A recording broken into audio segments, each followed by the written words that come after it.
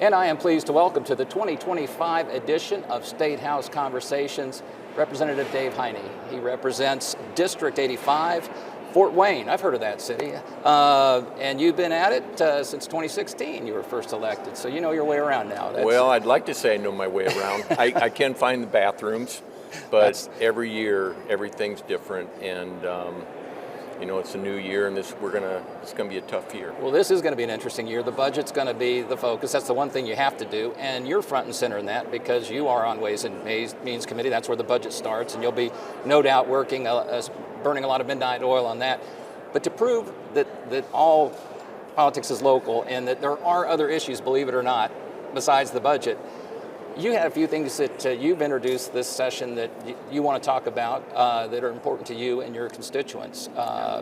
Let's start with that little road up there by you, US 30. One of the things that we have in our community, US 30, obviously is so important to economic development in northern Indiana, not just northeast Indiana, but all of northern Indiana. And we need to turn that into a freeway. We have industry along there that they can't get truck drivers to pick up their product.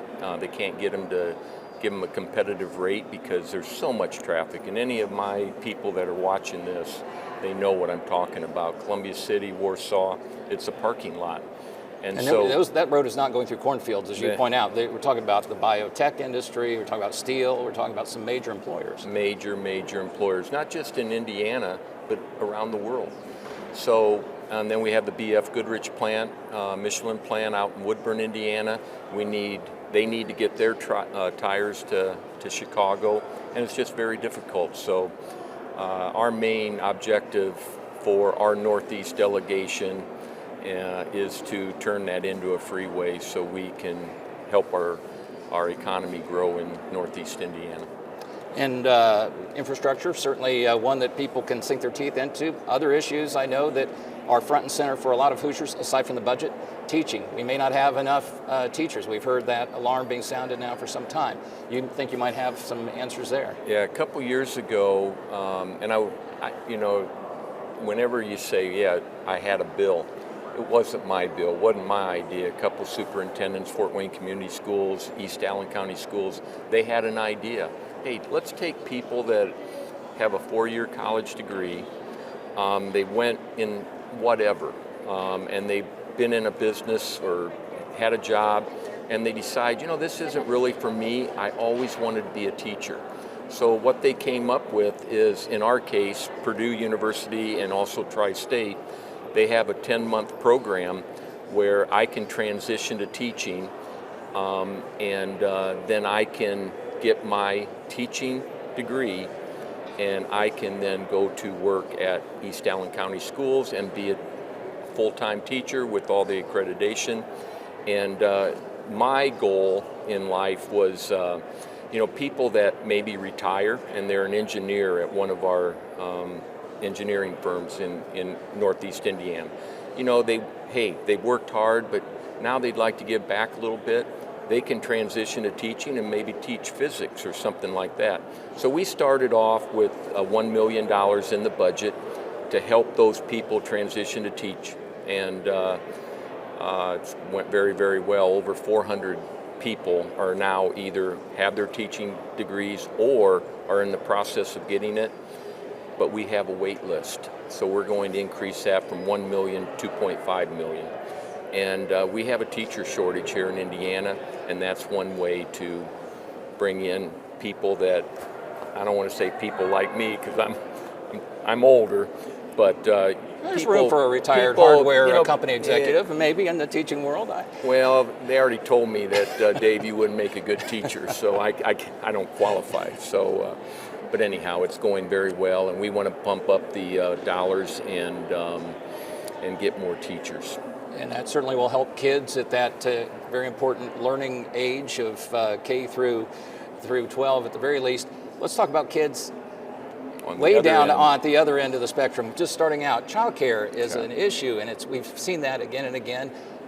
You all took some steps last session to try to address it, but still apparently not enough. Well, never will be enough. But last year we had a bill deregulating some child care.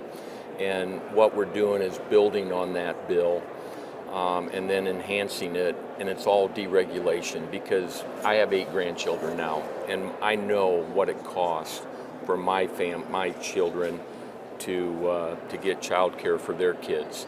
I have a daughter-in-law that had to quit her job because she paid more in child care and she was a teacher. So very, very important to me, and that's one of the things about this. You take your experiences from your home and you try to help out with some state laws, but one of the things is a lot of our schools have daycare at the school.